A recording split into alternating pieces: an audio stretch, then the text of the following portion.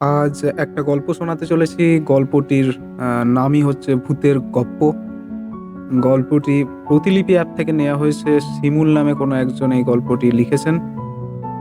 এটা একটা horror story. একটা অতিপ্রাকৃতিক আমেজ আছে এই গল্পটির মধ্যে। আশা করছি আপনাদের ভালো লাগবে। প্রাসঙ্গিক এবং গঠনমূলক কমেন্ট করবেন আশা করছি। আগাম ধন্যবাদ রইল। চলুন মূল গল্পে আসা যাক। আপনারা শুনছেন মধ্যরা।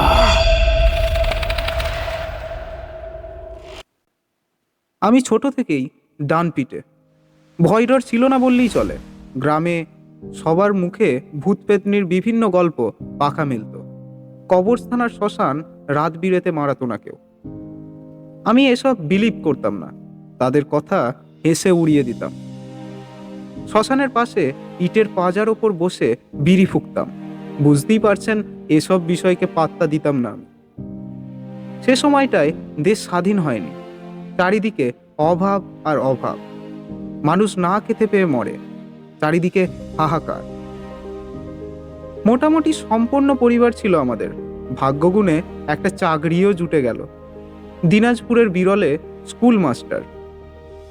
সেখানে রাস্তায় এত গাড়ি ছিল না, লঞ্চ স্টিমার ছিল না, আকাশে বিমান ছিল না, ছিল গরুর গাড়ি, নৌকা। ছুটি পেলে ট্রেনে বাড়ি ফিরতে বড় ঝক্কি পোহাতে হতো। ট্রেন থেকে নামার পর ফেরিতে করে নদী পার হতাম। ফেরি পেরিয়ে ঘন্টা দুয়েক হেঁটে বাড়ি পৌঁছাতাম।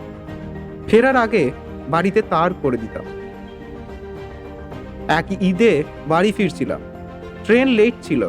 যখন 5 ফিট স্টেশনে নামলাম রাত 10টা বাজতে। বুঝতে পারলাম আজ কপালে দুঃখ আছে। নৌকা ফেরি কিছুই হয়তো পাবো না। বেশ কয়েকজন বলল স্টেশনে থেকে যেতে, সকালে রওনা হতে। মন মানল না। আমি বেরিয়ে পড়লাম। বাইরে কোনো নৌকা পেলাম না। অগত্যা হাঁটা ধরলাম। ভাবলাম ফেরিঘাট পর্যন্ত হেঁটে যাই, যদি কিছু মেলে যায় তবে পার হয়ে যাব। ওপাশে গেলে শর্টকাট রাস্তায় ভোরের আগেই বাড়ি পৌঁছবো। ভিতরে একটা সাহস পেলাম। আর অনেক দিন পর বাড়ি ফিরছি, তাই মনটা খুশি খুশি লাগছিল। গানের কলি গুনগুনিয়েই চলেছি। ফেরিঘাট দেখলাম শূন্য। মেজাজটা খিঁচড়ে গেল। চারিদিকে শুনশান, একটা মানুষও নেই। কোনো ডিঙি নৌকাও নেই। ম্যারম্যারে একটা জ্যোৎস্না, ঘোলাটে একটা চাঁদ আকাশে। হাতের ব্যাগ দুটো মাটিতে রেখে বসলাম।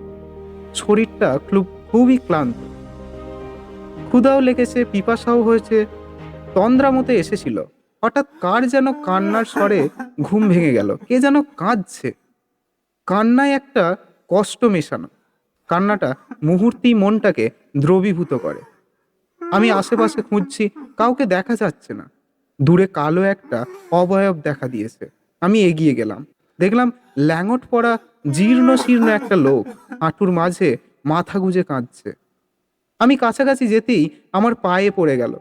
বাবু, আমার খুব বিপদ, সাহায্য করুন। কি হয়েছে? আমার বোন গলায় ফাঁস দিয়েছে বাবু। কেউ ওর লাশ পোড়াতে চাইছে না। পুরুষ ঠাকুরও না বলে দিয়েছে। আমি কি করতে পারি তোমার জন্য?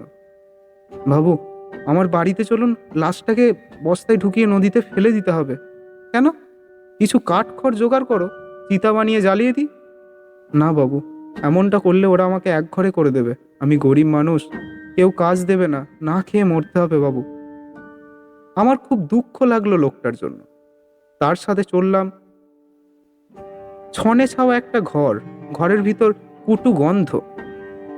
ঘরে ঢুকে দেখলাম খাটের ওপর লাশটা রাখা। শতবিচ্ছন্ন একটা কাপড়ে কোনো রকমে ঢেকে রেখেছে। বাবু, একটু বসুন, আমি আর একবার বোনটার জন্য চিতার জোগাড় করতে পারি কিনা দেখি। পুরুষ ঠাকুরের পায়ে পড়ে যদি তাকে রাজি করানো যায়। লোকটা চলে যেতেই বেশ ভয় করতে লাগলো। একটা লাশ সামনে নিয়ে বসে রয়েছি। ক্ষুধা তেষ্টা বেশ জানান দিচ্ছে। মনে হচ্ছে জল না পেলে তেষ্টায় বুঝি মারা যাব। এমন সময় বাড়ির কাছেই কোথায় যেন চাপকল চাপার শব্দ পেলাম। জল পড়ছে। আহ, কি মিষ্টি শব্দ! জলের শব্দে তেষ্টা আরো বেড়ে গেল। দরজা ভেজিয়ে এগিয়ে গেলাম। একটা মেয়ে কলতলায়। অস্পষ্ট আলোয় যতটুকু বোঝা গেল, লোকটার সাথে তার চোখ বেশ মিলছে। হবে হয়তো কোনো আত্মীয় স্বজন। ঘরে পাওয়া অদ্ভুত গন্ধটা এখানেও পাওয়া যাচ্ছে। আমি কিছু বলার আগেই সে বলল, বাবু জল চাই বুঝি? আমি মাথা নাড়লাম। পানি খেয়ে ধাতস্থ হলাম। এ বাড়ি এসেছেন বুঝি? হ্যাঁ। এই বাড়ির একটা মেয়ে আজ গলায় দড়ি দিয়েছে। খুব কষ্ট ছিল মেয়েটার।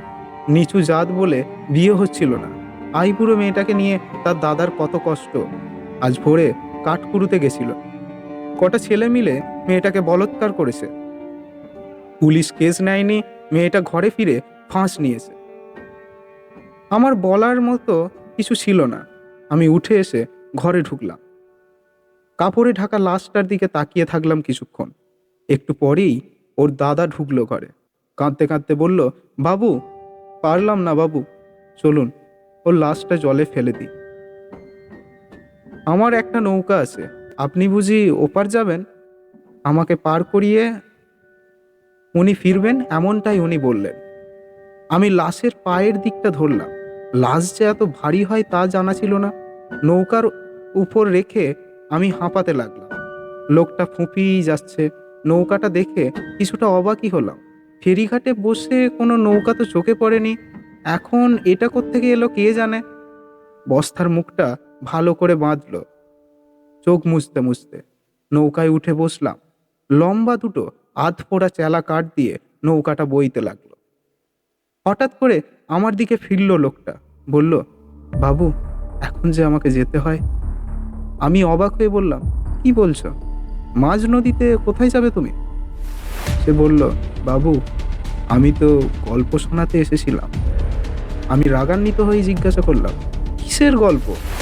লোকটা বলতে শুরু করলো, বাবু আপনি কলপারে যেই মেয়েটার সাথে দেখা করেছিলেন সে আমার বোন। ওই গলায় ফাঁস নিয়েছিল।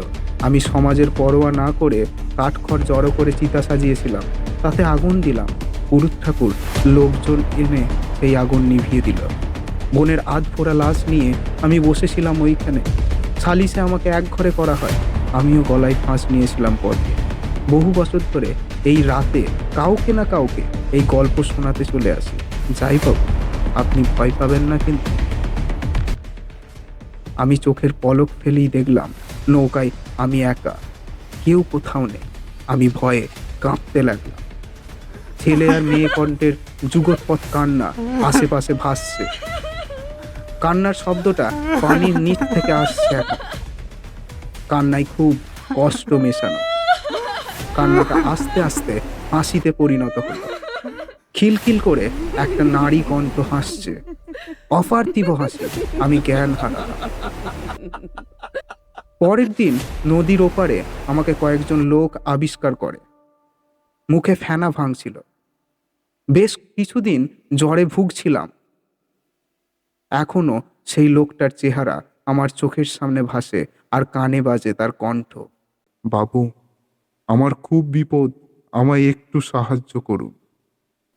আজকের গল্প এই পর্যন্তই। আবার ফিরবো পরবর্তী কোনো এপিসোডে নতুন গল্প নিয়ে। সঙ্গে থাকুন। মধ্যরাত।